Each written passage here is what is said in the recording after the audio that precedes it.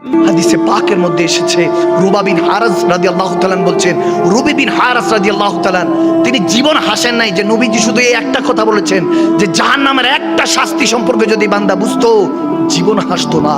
তিনি যখন খাটিয়ার মধ্যে শুয়ে আছেন, দেখা গিয়েছে তেনাকে যারা গোসল করাতে যাবেন তেনারা দৌড়ায় আসলেন, এসে বলতেছেন কি ব্যাপার, এটা কার কার জানাজা পড়ে, ইনি তো জিন্দা, কার গোসল করতে পাঠিয়েছেন?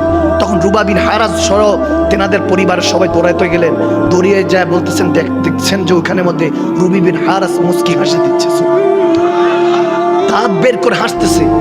এবং আল্লাহু আকবার আরেক হাদিসের মধ্যে ইমাম বর্ণনা করছেন যে চোখ খুলেছেন, চোখ খুলে হাসতেছেন।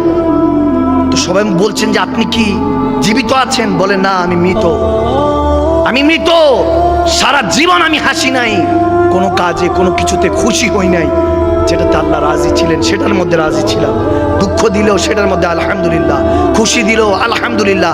মনকে আল্লাহর কাছ থেকে, আল্লাহর দরবার থেকে কখনো সরাই নাই। বিনিময়ে আল্লাহ আমাকে এই নেয়ামত দিয়েছেন, ইন্তেকাল তো হয়ে গিয়েছি, আমার রূহ তো নাই, কিন্তু আল্লাহ আমাকে এখন জিন্দেগি দিয়ে দিয়েছেন।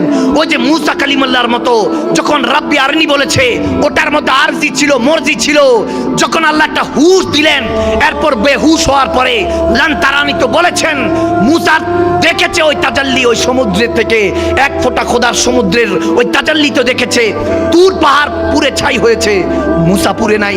কিন্তু এরপরে থেকে মুসা কালিমুল্লাহর পরে আর কেউ সাহস করে নাই রাব্বে করিমকে দেখার আরজি রাখতে, কারণ একটা হুশ আল্লাহ তাবারক ওয়া তাআলা দিয়েছেন মুসা কালিমুল্লাহকে, ওই হুশ ছিল আসল জিন্দেগি। বলো ওরকম হুশ আমি পেয়ে গিয়েছি, আমি এখন নেয়ামত দেখছি, আল্লাহ আমার সাথে ভালো সুলুক করেছেন, প্যারা নবীর সাথে দেখা করতে চাই, আমাকে তাড়াতাড়ি গোসল করিয়ে তাড়াতাড়ি নবীর কদমে দাও। তখন বলতেছে আরো কিছু বলো, সবার সাথে তিনি মুসাফা করেছেন ওই দিন মদিনা শরীফে। তখন মা আয়েশা সিদ্দিকা রাদিয়াল্লাহু তাআলা আনহা জীবিত ছিলেন, সবাই দৌড়ায় গেলেন মা আয়েশা সিদ্দিকার কাছে, ইয়া আম্মা জান আপনি বলেন ইনি জিন্দা কিভাবে? বলে তুমি কি ভুলে গিয়েছো আমার নবী বলেছেন না, আলা ইন্না আউলিয়াল্লাহি লা খাউফুন আলাইহিম ওয়া লা হুম ইয়াহজানুন। যারা ওলি হয়ে যায়, প্রথম সাহাবায়ে রাসূলরা ওলি ছিলেন, যারা ওলি হয়ে যায় তাদের মৃত্যুর খৌফ নাই, দুনিয়ার কোনো নেতা খেতার ভয় নাই, অতীতের না গুনার ভয় আছে, ভবিষ্যতে না জাহান্নামের ভয় আছে।